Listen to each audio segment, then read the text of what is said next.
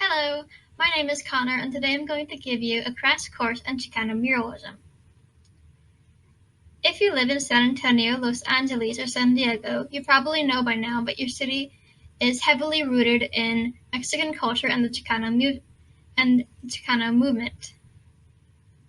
After all, according to the U.S. Census Bureau American Community Survey, roughly 37 million Mexican Americans live in the U.S. in 2017.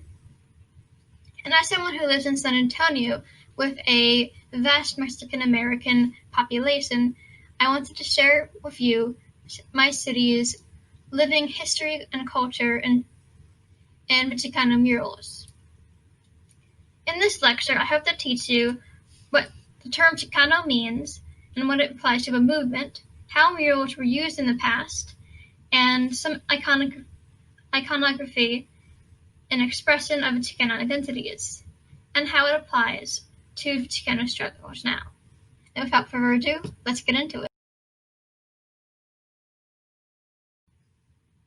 To understand Chicano muralism today, I should first explain what the term Chicano means and how murals were used in the past. So, what does Chicano mean? Chicano, Chicana, and Chicanx is a chosen identity for Mexican American people, which means not all people of Mexican American descent identify as Chicano. And as all identities and labels are, Chicano means something different to everyone who identifies as it. Chicano also has an etymology in pre-Columbian Central America with the people we call Aztecs, as they were the Mexica people. Chicano is taking the soft meth out of Mexicanos. Thus the term Chicano pays tribute to Mexican American indigenous heritage and roots. Additionally, people who identify as Chicano also identify strongly with the Chicano struggle and movement. So what is the Chicano movement? Chicano movement is of Mexican American equal rights, empowerment, and self-determination, and so much more. Chicano muralism is deeply tied with the beginning of the Chicano movement. One of the first Chicano murals is shown here.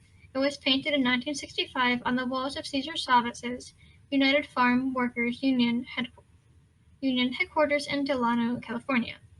Cesar Chavez was a famous Mexican American leader who organized, protested, and collaborated with others such as the Filipino agriculture workers to create a union to protect exploited farm workers. He fought for Mexican American self-determination and fair labor and conditions. This mural was used to motivate and rally people to his cause. According to Montoya, student activist at the 1969 Chicano Youth and Liberation Conference in Denver, understood the importance of art to political mobilization. In El Plan Espiritual Aztlán, one of the 7 goals called for the artists to create work that culturally empowered the Mexican American community. A good example of empowerment and self-determination is the Chicano Park. A little later, in the 1970s, the people living on the outside of expanding San Diego fought back from erasure by claiming the park that they were promised. When the Chicano community heard they were getting a police station instead of the park they were promised, they occupied the area and claimed space by building the park. Through murals, they claimed space as their own and expressed their identity and hope for the future. All the way to the bay was an aspiration to extend the Chicano Park and reclaim more land from the gentrification of the expanding San Diego. Now that we know how murals have been used in the past, let's discuss the importance of murals today. There are many themes and iconography in Chicano murals, but for the sake of time, I will discuss only identity and history. The Selena mural by Montoya holds 2 themes about identity common in Chicano art. Selena was a huge star near and dear to people of Texas and San Antonio. Even after death, she is a huge inspiration to Mexican American women. She was famous for shaking the world and singing songs in both English and Spanish. Additionally, the background pattern is very similar to the geometric pattern motifs in Mesoamerican art. Mesoamerican iconography is very common in Chicano art as it pays tribute to the Mesoamerican heritage, Some other examples are the great Aztec serpent god Quetzalcoatl, geometric patterns, corn, and sometimes even the Aztec calendar, which will be shown later on. Tradición y Cultura mural shows multiple themes of Chicano culture and Mexican American culture. There is lowrider culture and tradition passed down from families in the center. There's the Virgin Guadalupe, the Saint of Americas, which is an important spiritual iconography in Mexican Catholic culture, shown on the left.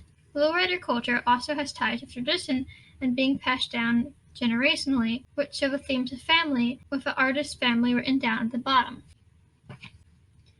In leaders of the community, you see several Chicano icons as well, and role models, as well as struggles and movement. You see Emma Tenayuca, a Mexican-American labor leader who led successful strike for better pay in 1938. You see Trinidad Sanchez Jr., a famous Chicano poet who wrote about social justice issues, and Rudy Garcia, one of the founders of the Guadalupe Culture Art Centers. You also see people protesting against injustice because Chicano people have a legacy of persisting and standing up against oppression and surviving.